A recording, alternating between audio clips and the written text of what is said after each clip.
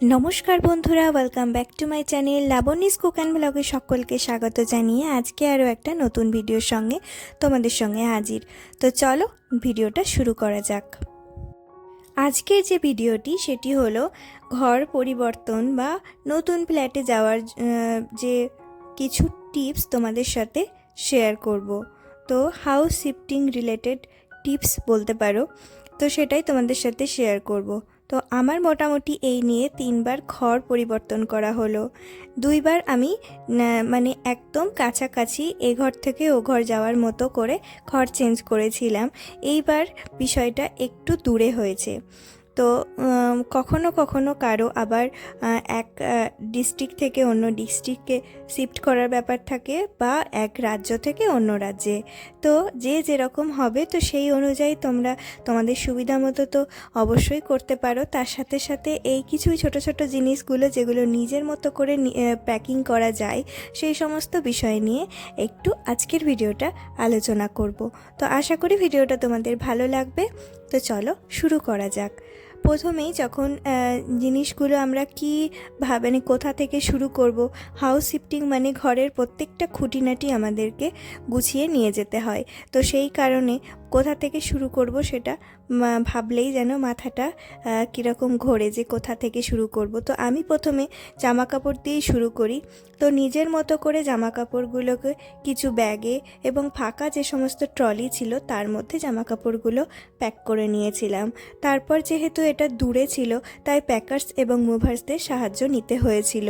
তাদের সাহায্য নিয়ে ভারী জিনিসপত্র, আলমারি, সোফা এবং বেড থাকলে বেডও কিন্তু প্যাকার্স এবং মুভার্সের সাহায্যে তোমরা শিফট করিয়ে নিতে পারো, অথবা লোকাল অনেক কিন্তু গাড়ি এবং লোকজন পাওয়া যায় যাদের দ্বারা কিন্তু জিনিসপত্র শিফটিং করানো যায়।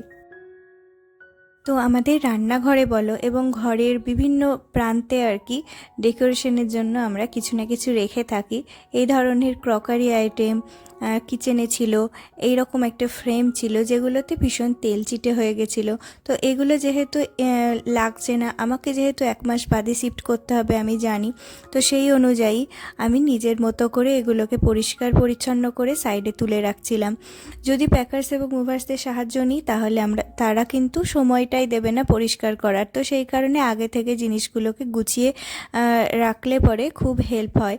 তখন তোমরা তাদের হাতে তুলে দিতে পারো জিনিসগুলো, অথবা আমি যেটা করেছিলাম কিছু 4-5টা মতো প্যাকার্স এবং মুভার্সরা কার্টুন দিয়েছিল যার মধ্যে জামা কাপড় এবং আরও এক্সট্রা কিছু জিনিসপত্র আমি নিয়ে গেছিলাম। কিন্তু বাদ বাকি জিনিসপত্র আমি নিজের মতো করে কার্টুন বাড়ি থেকে কিনে নিয়ে এসেছিলাম এবং কিছু কার্টুন আমার কাছে রাখা ছিল। তো সেই কার্টুনের মধ্যে নিজের মতো করে জিনিসগুলোকে প্যাকিং করেছিলাম। তো আগে থেকে এই কাজগুলোকে গুছিয়ে রাখলে, নিত্য নৈমিত্তিক খাওয়া দাওয়ার মাঝখানে এই কাজগুলোকে গুছিয়ে রাখলে অনেকটা হেল্প হয় এবং নিজের ওপর প্রেশারটাও কম পড়ে।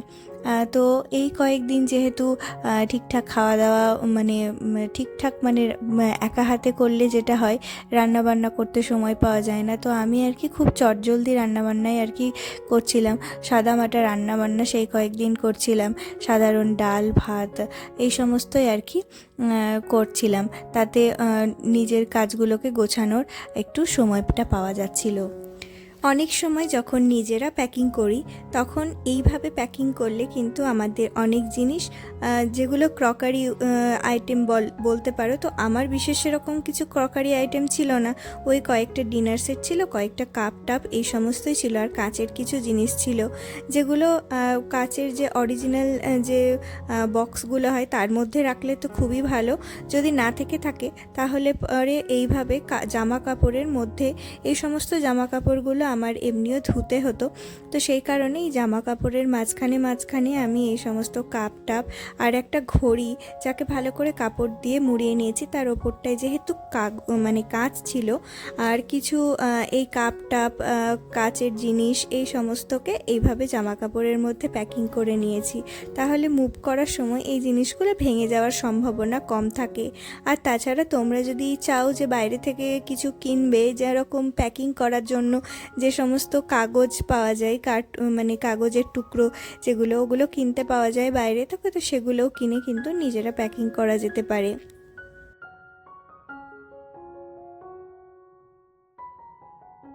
প্যাকিং করার সময় প্রত্যেকটা আইটেমকে আলাদা আলাদা কার্টুনের মধ্যে প্যাকিং করলে খুব হেল্প হয়। জিনিসপত্র যখন আবার পুনরায় আমরা নতুন ঘরে শিফট করার পর গোছগাছ করব, তো তখন আর কি। তো এরকম পুজোর জিনিসগুলোকে আমি একটা কার্টুনের মধ্যে ভরেছিলাম, রান্নাঘরের একটা কার্টুনের মধ্যে ভরেছিলাম, জামা কাপড় বেশ কিছু আলাদা আলাদা কার্টুনের মধ্যে ভরে রেখেছিলাম। আর তোমরা যদি চাও যে কার্টুন আমাদের যে সমস্ত পার্সেল আসে সেই সমস্ত কার্টুনও কিন্তু তোমরা বাঁচিয়ে রাখতে পারো, অথবা বাইরে থেকে কিনে আনতে পারো কার্টুন। মুদিখানার দোকানে খুব অল্প দামের মধ্যেই বড় বড় কার্টুন তোমরা পেয়ে যাবে। আমরা যখন শিফট করব ঠিক তার 15 দিন আগে আমি যে কাজটি করেছিলাম সেটা হলো রান্নাঘরের যে সমস্ত কন্টেনার ছিল সেগুলো ফাঁকা হলেই সেগুলোকে সাথে সাথে ধুয়ে নিতাম। আর যে সমস্ত কন্টেনারে খুব সামান্য পরিমাণ গ্রসারি আইটেম যেগুলো মানে থাকে, বা কোনো প্যাকেটের মধ্যে কোনো গ্রসারি থেকে থাকলে সেগুলো আমি তাড়াতাড়ি সেগুলোকে খেয়ে ফেলেছিলাম, সেগুলো রান্নাবান্না করে সেগুলোকে ফাঁকা করে দিয়েছিলাম। যতটা সম্ভব গ্রসারি আইটেম ফাঁকা করে দিলে পরে আমাদের লাগেজটাও কম হয় আর জিনিসপত্র নষ্টও কম হয়। আমাদের প্রায় বাড়িতেই আজকাল এই ধরনের প্লাস্টিকের ফুলগুলো এবং কিছু আর্টিফিশিয়াল যে সমস্ত প্ল্যান্ট বলতে পারো কয়েকটাই ছিল আমার। তো এই সমস্ত জিনিসগুলোকে আমি পরিষ্কার করে নিয়েছিলাম, এর মধ্যে ভীষণ ধুলো ঝুল এই সমস্ত হয়ে যায়।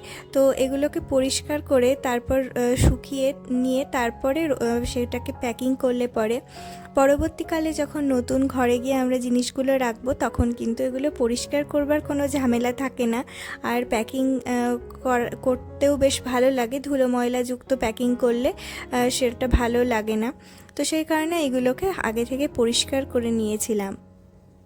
আমি যেহেতু মাত্র কয়েকটি কার্টুনে জিনিসপত্র ভরেছিলাম, তো আমার আইডিয়া ছিল কোনটা কিসের কার্টুন।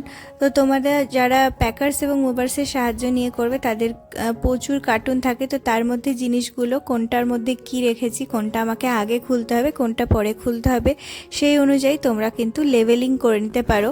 আমি এখানে লিখে নিচ্ছিলাম কোনটা কিচেনের, কোনটা পুজো আইটেমের, কোনটা জামা কাপড়ের। তো ওইগুলোই আর কি ছোট ছোট করে লিখে নিয়েছি। তোমরা বড় মার্কার দিয়ে ভালো করে লিখে নিতে পারো। আমার যেহেতু খুব কাছে এবং লোকালের মধ্যে শিফটিং ছিল তাই সেরকম কোনো প্রবলেম হয়নি। শিফটিংয়ের সাথে সাথে আমরা যারা বাঙালি বা নন বেঙ্গলিদের মধ্যেও এই রিচুয়ালসটা আছে, নিজের ঘর হলে সেখানে পুজো করে আমরা প্রবেশ করি। তো পুজোর জন্য সমস্ত বাসনপত্রকে আমি নতুন ঘরেই যেহেতু লোকালে ছিল তাই সেখানে গিয়ে বাসনগুলোকে ভালো করে আগে থেকে পরিষ্কার করে মেজে ধুয়ে সেখানে রেখে এসেছিলাম। তোমরা কিন্তু চাইলেই যেখানে আছো সেখানে বাসনগুলোকে মেজে ধুয়ে পরিষ্কার করে তারপরে কিন্তু প্যাকিং করে নিতে পারো। তাহলে পরে যেখানে যাচ্ছ সেখানে গিয়ে জিনিসপত্রগুলোকে বের করে পুজোর জন্য সেগুলো রেডি করতে পারো, মাজা ধোয়ার কোনো ঝামেলাই থাকবে না।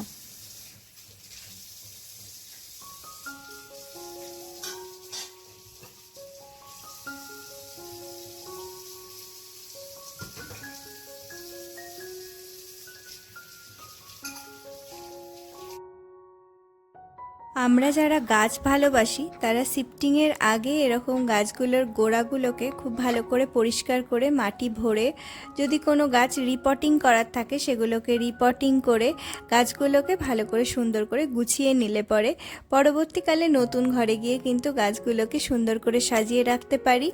আর সেগুলোকে নিয়ে মাটি টাটি পড়ে সেগুলো নোংরা হওয়ার কোনো চান্স থাকে না।